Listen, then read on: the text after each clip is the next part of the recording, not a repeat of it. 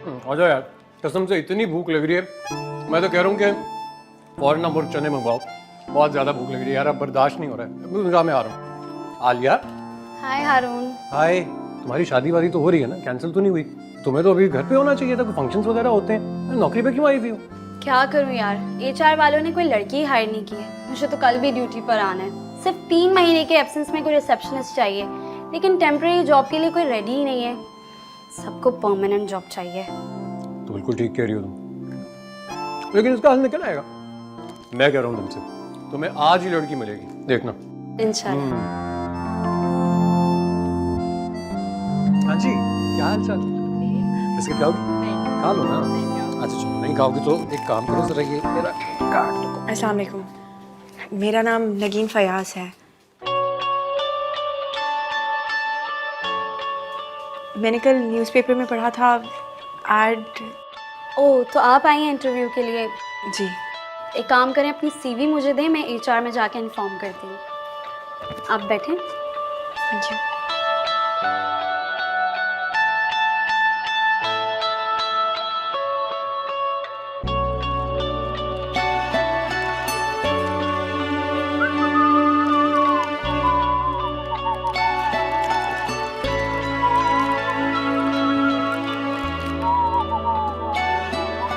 वाह वाह वाह, अरे आप यहाँ? चीटिंग है, ये तो मेरा सवाल होना चाहिए था। वैसे मैं यहाँ पर नौकरी करता हूँ, मैं यहाँ पर स्पेशल क्राइम रिपोर्टर हूँ। आप क्यों आई हैं यहाँ पर? अरे अरे अरे, क्या हुआ? मेरी डेजिग्नेशन नहीं पसंद आई क्या? मिस नगीन, एक दफा मेरी बात तो सुनिए। जुर्रत कैसे हुई आपकी? I am so sorry, I am really sorry. आप बिल्कुल ठीक कह रही हैं, मुझे आपका हाथ नहीं पकड़ना चाहिए था, लेकिन आप मेरी बात ही नहीं सुन रही थी। देखिए, मैं अच्छी तरह जानता हूँ कि आपको नौकरी की कितनी जरूरत है। आप इस तरह इंटरव्यू दिए बगैर कैसे जा सकते? आप कौन होते हैं ये डिसाइड करने वाले कि मुझे यहाँ इंटरव्यू देना चाहिए या नहीं? हाँ, आप ठीक कह रही हैं, मैं कोई नहीं हूँ, लेकिन हमारा इदारा बहुत अच्छा है। मैं जानता हूँ, अगर आप यहाँ इंटरव्यू देंगी आपको ये नौकरी मिल जाएगी, और अगर आप चाहती हैं तो मैं खुद चेयरमैन साहब से बात कर लूंगा। मुझे आपकी किसी सिफारिश की कोई जरूरत नहीं। देखिए, आप मुझे गलत समझ रही हैं, मैं सिर्फ आपकी मदद करना चाह रहा हूँ। मुझे आपकी किसी मदद की भी कोई जरूरत नहीं। गलती मेरी है, मुझे किसी अनजान शख्स के साथ इतना बेतकल्लुफ नहीं होना चाहिए था। ये बताएं कि आप हर जगह मेरे पीछे क्यों आ जाते हैं, मेरे सामने क्यों आ जाते हैं? ये सब कुछ आप जान के करें या फिर? मैं जान के आपका पीछा क्यों करूंगा? ये हमारी आज की मुलाकात भी महज एक इत्तेफाक था और कुछ नहीं। देखिए, मैं सिर्फ आपको समझाना चाह रहा हूँ कि आप अपने गुस्से और अनाह के पीछे ये अच्छी नौकरी नहीं छोड़ सकती हैं। ये बहुत बड़ी अपॉर्चुनिटी है आपके लिए। अभी ये टेम्परेरली आपको एक रिसेप्शनिस्ट की नौकरी देंगे, लेकिन अगर आपकी परफॉर्मेंस अच्छी होगी ना तो ये आपको परमानेंट कर देंगे। ये चांस बार बार नहीं मिलेगा मिस नगीन, आप समझ क्यों नहीं रही हैं? देखिए, मेरा काम था आपको समझाना, अब आपको जो करना है वो आपकी मर्जी है।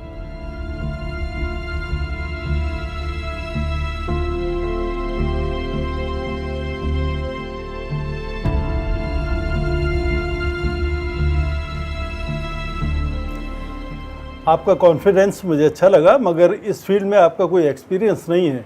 सर, अगर मुझे एक चांस मिलेगा तो इंशाल्लाह मैं सब कुछ बहुत जल्द सीख जाऊंगी। ठीक है, 1-2 रोज में हम आपको बता देंगे। Thank you sir.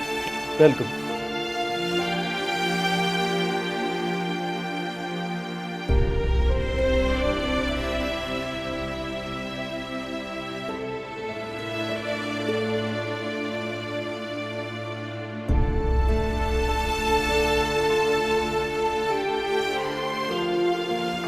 सर, मैं कम इन? यस, सर, वो आपसे एक रिक्वेस्ट करनी थी सर। बैठो। सर, वो अभी एक लड़की आई थी इंटरव्यू के लिए। सर, मैंने यही रिक्वेस्ट करनी थी कि मैं उसे ज़ाती तौर पे जानता हूँ सर, बहुत नीडी लड़की है सर, उसे जॉब की बहुत ज़रूरत है। तो सर रिसेप्शन पे 1 महीने के लिए अभी जगह खाली है, अगर आप उसे वहाँ पर चांस दे दें तो। आपकी रिलेटिव है? मेरी? जी। नहीं सर, रिलेटिव नहीं है समझिए मेरी नेबर है सर वो। अच्छा, सिर्फ आपकी रिकमेंडेशन पर मैं उसे कैसे रखूं? उसके पास ना कोई एक्सपीरियंस है ना कोई डिग्री। लेकिन टैलेंट है सर, उस लड़की के पास टैलेंट है। और सर टैलेंट की तो कोई डिग्री नहीं होती है। सर आप एक चांस दे दीजिए उसे, सिर्फ एक चांस। मैं आपसे वादा करूं सर, वो डिसअपॉइंट नहीं करेगी।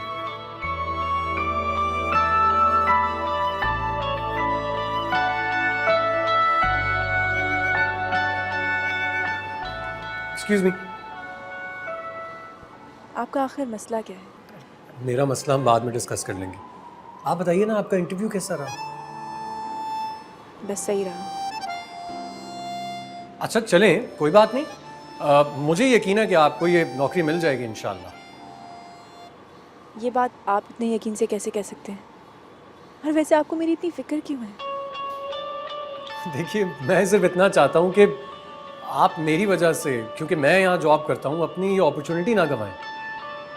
मैं अच्छी तरह जानता हूँ कि इस शहर में एक लड़की का अकेले जॉब लेना, सेटल होना कितना मुश्किल काम है। किस्मत ने आपके दरवाजे पर दस्तक दी है।